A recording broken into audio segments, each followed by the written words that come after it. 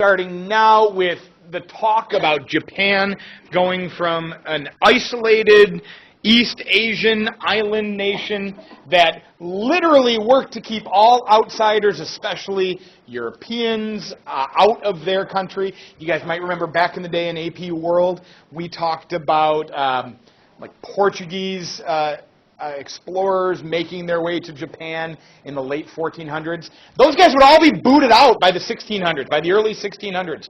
And Japan became an isolated nation that actively worked to keep outside influence out.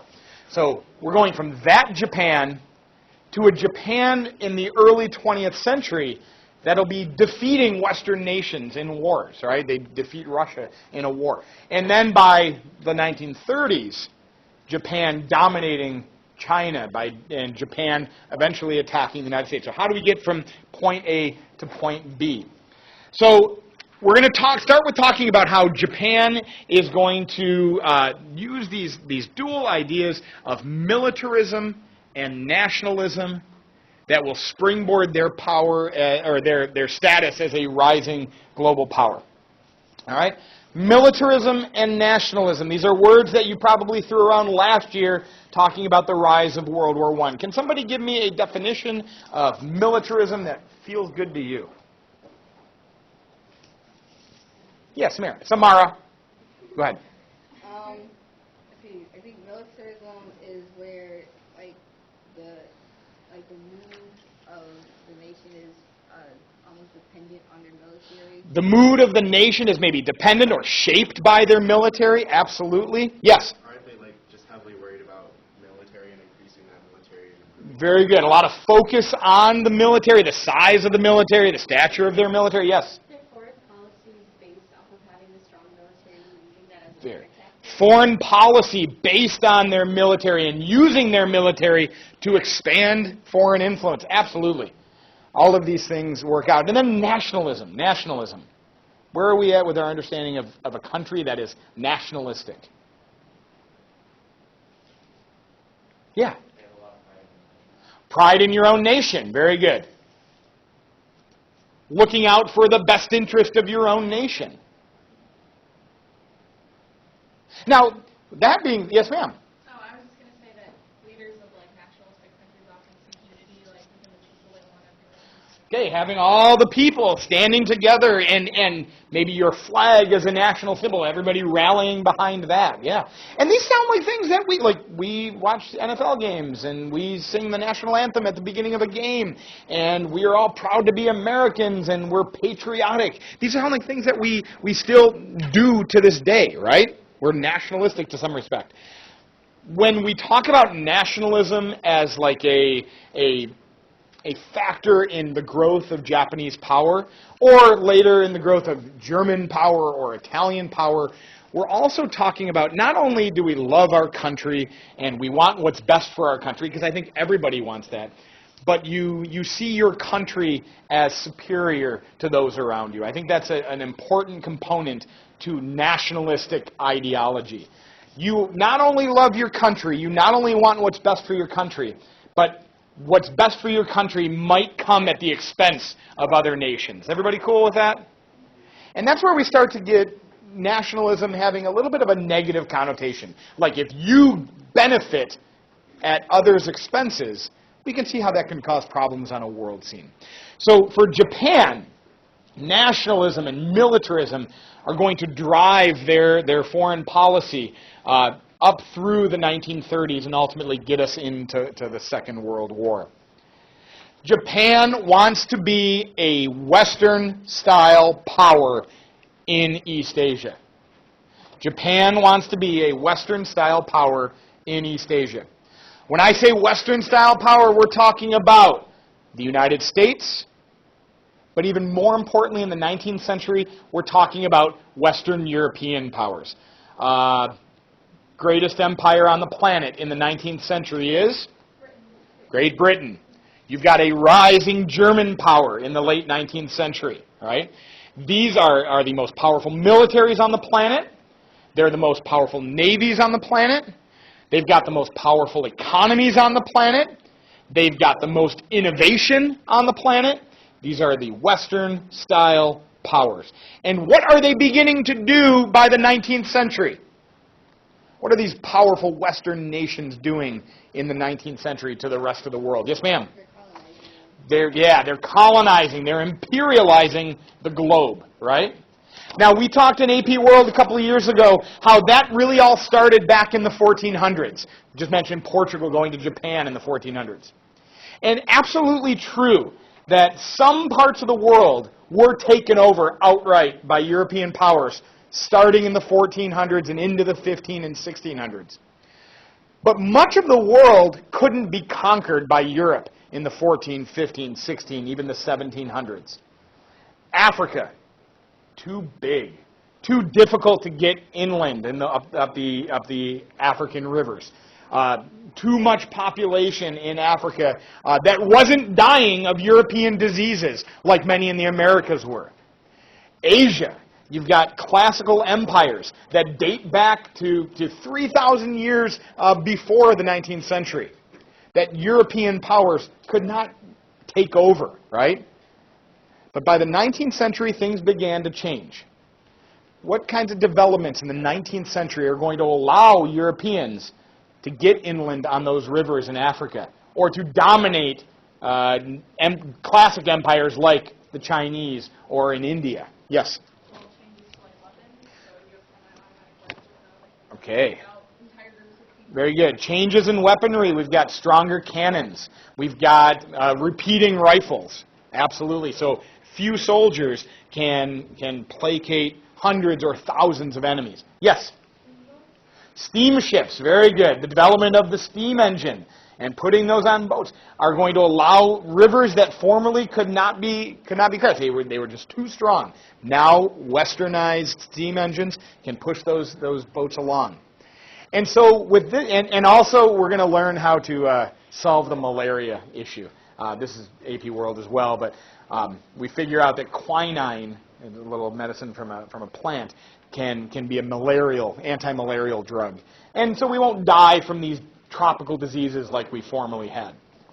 So when we put all these things together, by the 19th century, Europeans conquer the world. Or if they don't conquer outright, because you can never conquer China, because what does China have that's going to keep it from being conquered? No matter how backwards they are in terms of the developments that Europe has, that China just doesn't, even to this day, nobody can compete with what that China has. Yeah, too much population, right? But by the 19th century, even China is going to find itself having its doors blown open. And as much as China would like to keep Europeans out and relegated to a few coastal ports, Britain, in a series of conflicts known as the Opium Wars, very good, Gabby. In the Opium Wars, Britain will force the doors of China open, and they'll never be closed again, all right? Japan sees what happens to China in the 1830s and 1840s. And Japan doesn't want the same thing for themselves. They see the Chinese example and how China would be dominated by Western Europe. They don't want the same to happen for them. Japanese are also severely ethnocentric. What does that mean, ethnocentric? Go ahead. Focused on their own culture and believing that their culture, yes ma'am? What's the difference between nationalism and ethnocentric? Yeah, good call. Not really much, I guess. Especially when your nation is like a homogeneous nation. Uh-oh. If I ever drop words into this lecture that you guys aren't cool with, or at least in the context that I give them to you, please step on the brakes and ask me. So Japan is a homogeneous culture, a homogeneous nation. What do I mean by that? What's that? They're not mixed. Pretty much everybody that's in Japan, certainly everybody in the 19th century that's in Japan, is, guess what? Japanese. There's a monoculture there.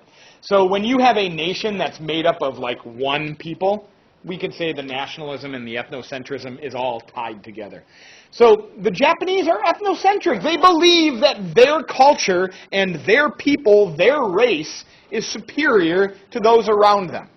Right? So as Japan looks across the Sea of Japan into Manchuria and Korea and over at China, what do you think they think of those people? They're beneath, right? The Japanese are superior. And being superior, according to this mindset, we should dominate you, all right? The same thing is happening in Europe, right? Why do Europeans feel justified in controlling the non-white European world? Because they feel racially superior to them, all right? So the Japanese are really doing much the same thing. So the Japanese believe it is their destiny to dominate the Asian sphere. Remember how the United States, how we thought it was our destiny? Remember the phrase manifest destiny back from APUS? How it was our destiny to dominate from sea to shining sea? The Japanese felt it was their destiny to dominate the Asian sphere, right? But Japan lacks some really important components to dominating the Asian sphere. For as powerful as Japan will come, they can't do it without getting resources from outside. Japan is located in what we call an archipelago, right? You guys know that phrase, archipelago? Archipelago is a series of islands, right? So the Japanese mainland isn't even really a mainland. It's a bunch of islands scattered for hundreds and hundreds and hundreds of miles. Now, there's a lot of land here. But compared to other powers like China, or Russia, certainly the biggest country in the world, or the United States in the West, Japan lacks natural resources. Japan lacks, here's another word coming at you, Japan lacks arable land for a large population. Arable means farmable. Japan lacks the natural resources and the land, the farming land that Western powers have. And if they don't have it themselves, Britain does too, right? Britain's just a little island in the North Atlantic. So if Britain lacks natural resources, if Britain lacks arable land to produce food for its massive population, what did Britain do? They got it. They went out and found it, right? Japan, they feel we should be able to do the exact same thing. So they need to get raw materials from somewhere. And the Japanese also are going to feel severe, and rightfully so, discrimination at the hands of Western powers. We're going to talk about that more as we press through today. They don't feel like the Western powers, Britain, France, Germany, the United States, they don't feel that those countries see Japan or the Japanese people as equals. And guess what? They don't. Because do white Europeans or white Americans at the turn of the 19th to the 20th century, do they think the Japanese are racially equal to them? Absolutely not. And we'll see that play out. So how do we go? We know that Japan is going to become nationalistic and militaristic, right? What are the steps we take to get there? We're going to start with, do this real quick. We're going to start with this scene. Anybody ever see this picture before? Something that looks like this? You can kind of make it along the bottom here. This is the arrival of a guy named Commodore Matthew Perry. I don't know if we've heard that name before. It was briefly mentioned in your reading. In 1853, a fleet of American ships that was known to the Japanese as the black ships because they kind of looked black as they came out onto the sea. A fleet of American ships showed up off the coast of Japan. All right? And this is just a decade after the Opium War, after the Second Opium War had taken place, after China had had their doors blown open by modern British navies. So just a decade after that, an American fleet arrives off the coast of Japan. His name is Commodore Perry, the leader of the American expedition. What were we doing there? What did we want? We wanted to trade, right? And Japan didn't really want to trade. Just like China wanted to control their own opium business. They wanted to stop the British from pushing opium into China. And Britain said, no, we're going to do that. You can't stop us. And they used their navy to do it. When in Rome, do as the Romans, right? The United States takes a brand new naval fleet to Asia.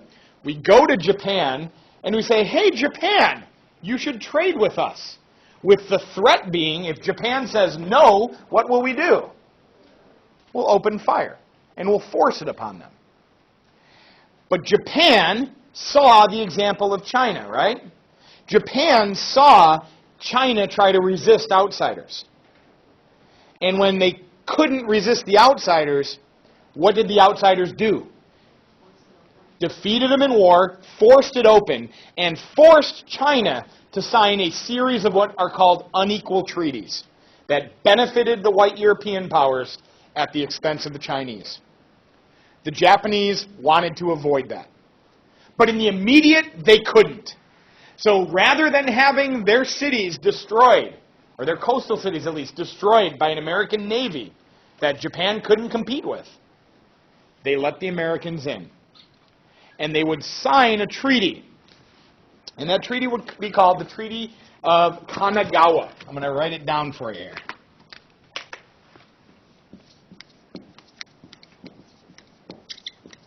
The Treaty of Kanagawa. And this is the first treaty that Japan would sign with an outside power. And this is the first of what becomes a series of unequal treaties that Japan would sign with outside powers.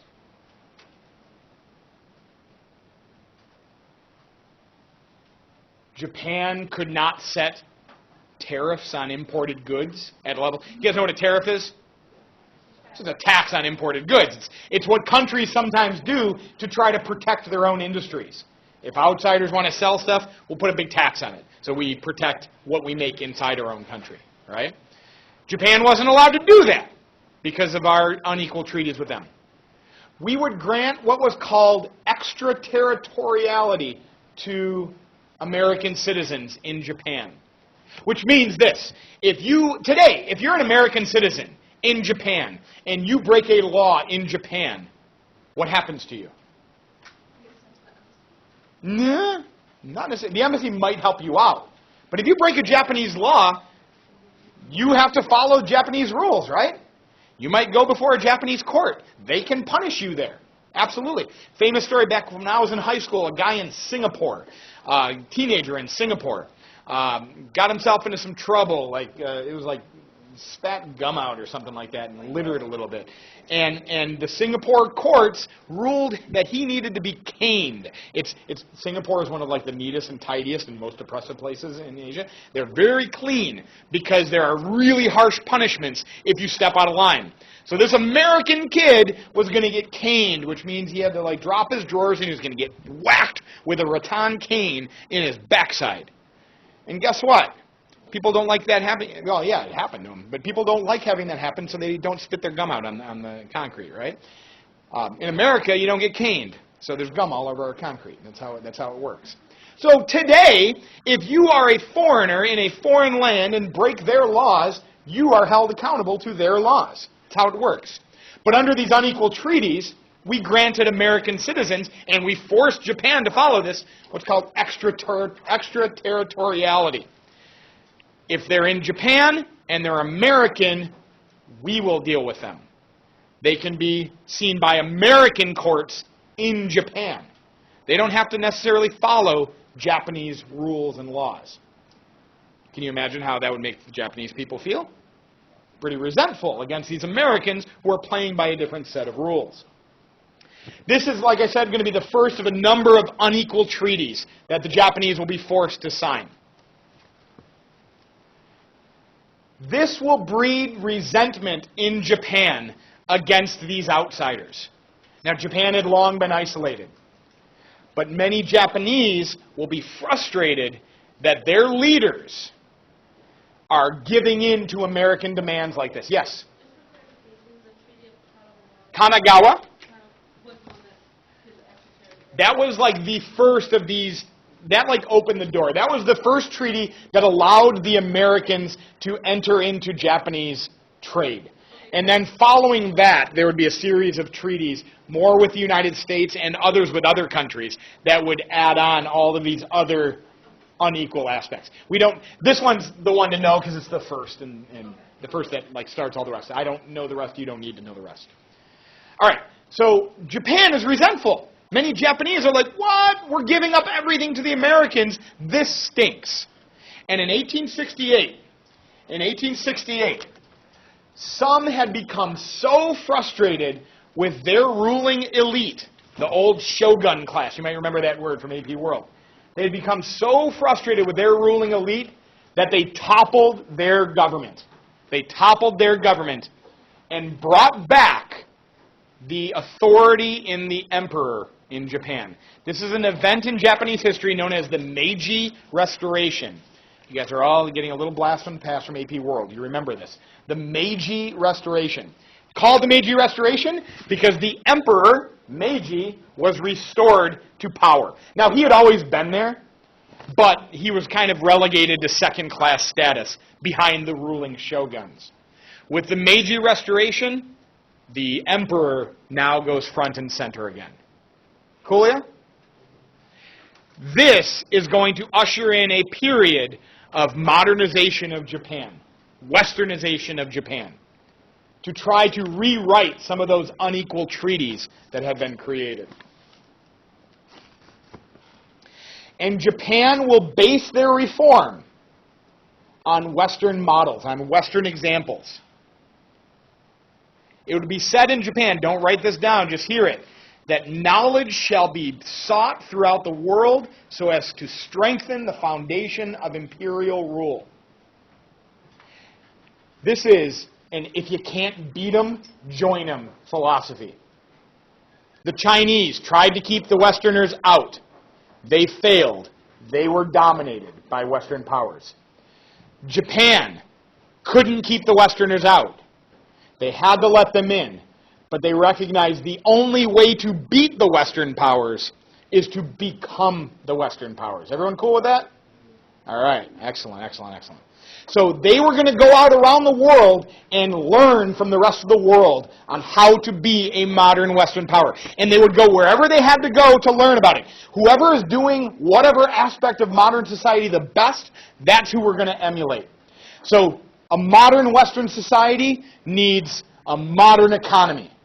All right, we will send Japanese businessmen to America. We'll send Japanese businessmen to England. We'll send Japanese businessmen to Germany to learn how they're setting up their businesses. A modern Western state needs a modern educational system. Who's got the best educational system on the planet in the 19th and early 20th centuries? How do you know that? Where did you go to school in your first year of public school? Kindergarten. That's a German word. It's a garden where we grow children, right? To flourish. Because we have much of our education system is based on an early German model. The Japanese went there to learn. If you want to build a modern military, who's got the best army on the planet in the late 19th century? The Germans do. So they're going to send military officers to Germany to learn military strategy and style and structure from the Germans. All right? If you want to build a navy, who's got the best navy on the planet? The British. So you're going to send your naval officers to England to learn how to establish a modern navy.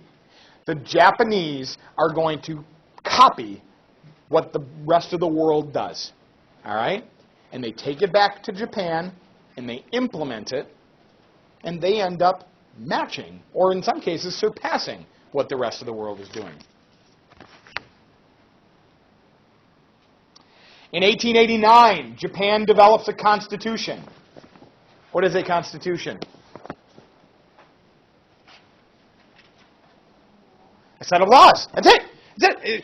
We think it's like this big, heady idea, right? The Declaration of Independence and a constitution. Hugely important documents in American history. The Declaration of Independence declared our independence. The Constitution set a framework of laws for us. All right? That's it. Constitution is a set of laws. That's big, though, because in thousands of years of human history, before we created a constitution, where do laws come from? Yeah, at the whim of the ruler. If the shogun in Japan wanted a new rule, if the emperor in Japan wanted a new rule, so be it. But a constitution sets a framework, a codified framework of how you get to that point. That's what modern societies are doing. And that's what Japan did. So they set a constitution. They created in the emperor, in their constitution, a divine ruler of the state. The emperor was seen to the Japanese as a god on earth. And his line of succession will all share that same divinity. So while there are some examples from like Western society being implemented in the Japanese government, still unique in the terms of the divine nature of the emperor. The emperor is also made commander-in-chief of the military. The emperor is also made commander-in-chief of the military. That will be important to the story as we get to the end of World War II. They create a legislative branch, a two-house legislative branch. That's a nifty idea, right? Anybody know a fancy word for a two-house legislative branch? We call that a bicameral legislature. So they create this two-house legislature. In Japan, they call it the Diet. It's called the Diet. Has nothing to do with what I should probably be on right now. And they, very good. And they will oversee financial matters. Some citizens were allowed to vote. Tax-paying men, really, land-owning men. Does that sound kind of familiar? That's how we started off. Hey, you got to take baby steps. Eventually there's going to be universal suffrage, but we got to start somewhere. So tax-paying men could vote. At the beginning, this was only about 5% of adult males. Most people weren't very well off. They were mostly poor peasants, not landowners. There was an establishment in this constitution of a prime minister and a minister's cabinet that would oversee day-to-day operations of government. Japan would institute, with the Meiji Restoration, a series of economic reforms that would take Japan from being a primarily agricultural state to being an industrial state.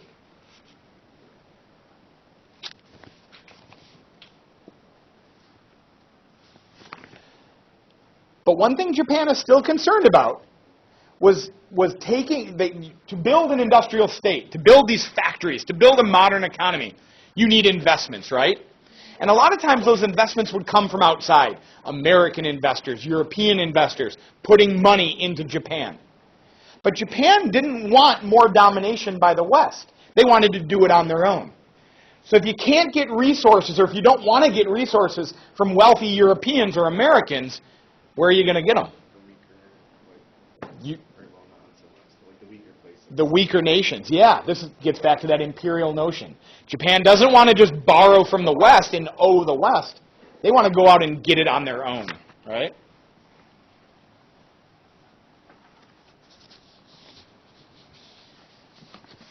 Like Britain before it, Japan will look overseas to find the resources that they need to develop, all right, to rapidly develop.